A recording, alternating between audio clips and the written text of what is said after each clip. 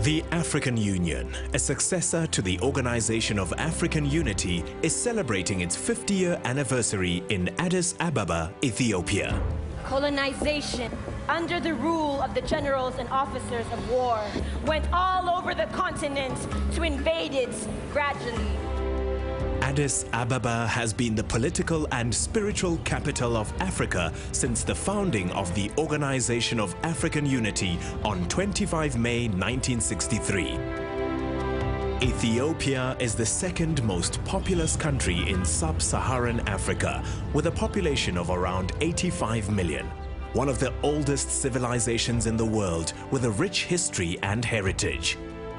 The 2013 celebrations take place at a time when 6 of the fastest-growing economies are in Africa, and on the back of one of the worst economic crises for capitalism. 50 years ago, international capital was entering an energetic phase in what was known as the Second Scramble for Africa. World War II and its aftermath saw the sweeping away of colonialism.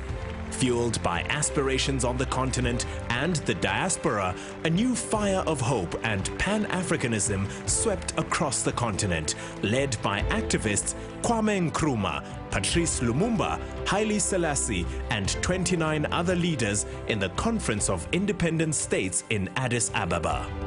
The 32 African heads of state shaped Pan-Africanism and the African Renaissance with the formation of the OAU at a time when few states in Africa were independent and the Cold War was at its most intense.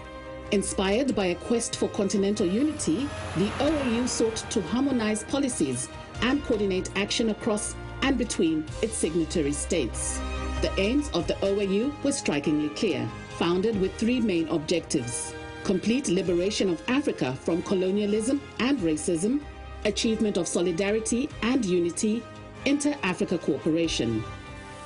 I am happy to be here in Addis Ababa. A statement by Nkrumah encapsulates the main objectives of Pan-Africanism, that the social and economic development of Africa will only come with political unity. True to its charter, a year later in 1964, the OAU created the Coordinating Committee for the Liberation Movement of Africa. The Liberation Committee, as it came to be known, met twice a year in an endeavor to provide financial, military and diplomatic aid to national liberation movements.